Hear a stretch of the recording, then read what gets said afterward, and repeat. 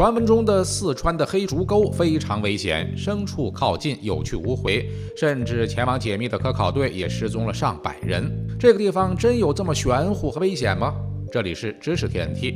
黑竹沟就在四川省乐山市峨边彝族自治县境内，距美姑县山有18公里，面积约180平方公里。因为处于深山之中，那里密林丛生，生态非常好。当地人把那里叫做死货，其实就是死货的谐音，也就是死亡山谷的意思。因为身处密林之中，那里还有不少未解之谜，所以除了曾被国内外舆论称之为中国百慕大之外，当地人也把那儿称之为魔鬼三角洲。黑竹沟之所以被称为中国百慕大，除了传闻中一样的危险丛生之外，还有一点，那就是黑竹沟同样也位于北纬30度。北纬30度可是贯穿了4大文明古国，附近还孕育了神秘的玛雅文化、亚特兰蒂斯，还有近几年讨论度非常高的三星堆。而且同样以危险著称的百慕大死亡谷也位于这个纬线附近，这就更给黑竹沟的危险增添了几分神秘色彩。黑竹沟的山上常年漂浮着神秘的云雾，据当地的传说，这些云雾是山神为了阻止外人进入，非常容易让人在山中迷失。靠近黑竹沟的人必须保持安静，所以当地还流传着俗语：猎犬进入无影踪，壮士一去不复返。无论是人还是畜，去到那里都是有去无回，可以说是险象环生。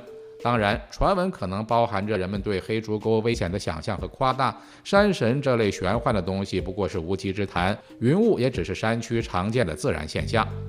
四川黑竹沟有一个野人谷之谜，有传闻说一个当地人在那儿亲眼看到了身高2米左右、浑身长毛的野人。野人谷有野人出没，始终只是一个传闻，到底是不是真的有野人，还是目击者眼花了，没人说得清楚。但在2000年，黑竹沟就被国家林业局批准评为国家级森林公园了，让人不禁想问，那里真的有这么危险吗？其实从上个世纪60年代开始，就不断有科考队进入黑竹沟考察，但是受制于当时不发达的技术和设备，黑竹沟的秘密一直没有解开，并且险象环生。1964年，川南林业局森林调查队率先来到黑竹沟考察。鉴于此前发生的事情，调查队不仅找了2位当地的彝族猎手，还带了2条训练有素的猎犬。但是诡异的事情还是发生了。当一行人进入黑竹沟的石门关后，云雾愈加浓厚，入眼都是白茫茫的一片，根本看不清走的路。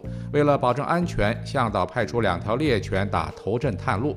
但是不久后，路没探清楚，2条猎犬也神秘地失踪了。任凭向导怎么呼唤，猎犬都不现身。而此时雾气越来越重，不确定的危险因素很多。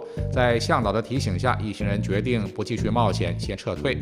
但在回来的路上，意外还是发生了。调查队随身携带的8个指南针都纷纷失灵，导致一行人在山上绕了1天才走出来。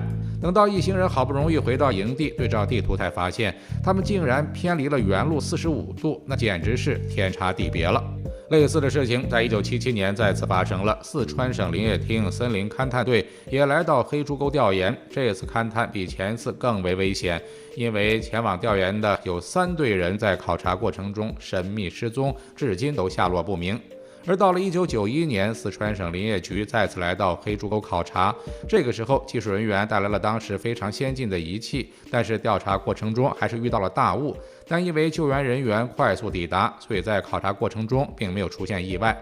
虽然没人失踪，但因为当地的地形实在复杂，勘探进度并不乐观，也只比之前向前推进了2公里而已。黑竹沟为什么会发生奇异现象？为什么进去的人会莫名失踪？这些问题直到2013年才得出了一个最终结论。2013年，中科院院士刘宝军牵头，成都理工大学李才明教授参与，成立了名为黑竹沟地磁场调查课题研究组。这一行专业考察人员再次前往黑竹沟进行调查。经过2年的考察，2015年，专家们得出结论：黑竹沟石门关、荣洪德、罗索伊达一线有一条大约60公里的地磁异常带。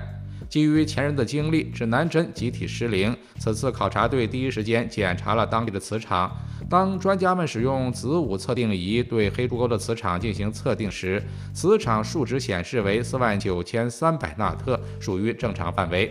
但是随着勘探的深入，专家发现，在原先测定磁场外向南走2公里，在使用子午测定仪时，测定数据就出现了问题。磁场数值越往南应该是越小的，但是现场专家发现，黑竹沟的磁场数值不减反增，尤其是越靠近石门关，数据变得越混乱。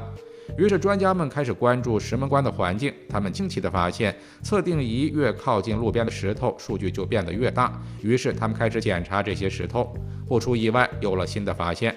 原来这些石头都是玄武岩，也就是一种含铁量比较高的磁性岩石，这就能解释为什么之前指南针集体失灵，测定仪数据出问题了。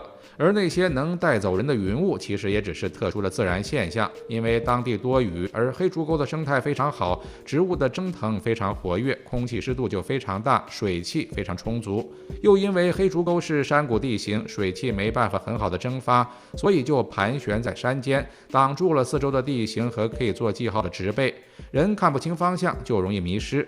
而当地有很多暗河，也就是地下河，人迷路时因为不熟悉地形，很容易掉进去，失踪了也找不到人影。虽然黑竹沟仍然有不少未解之谜，但其实并没有大家想象的那么玄幻，还是要相信科学。知识天地，专注你不知道的食物科普，我们下期再见。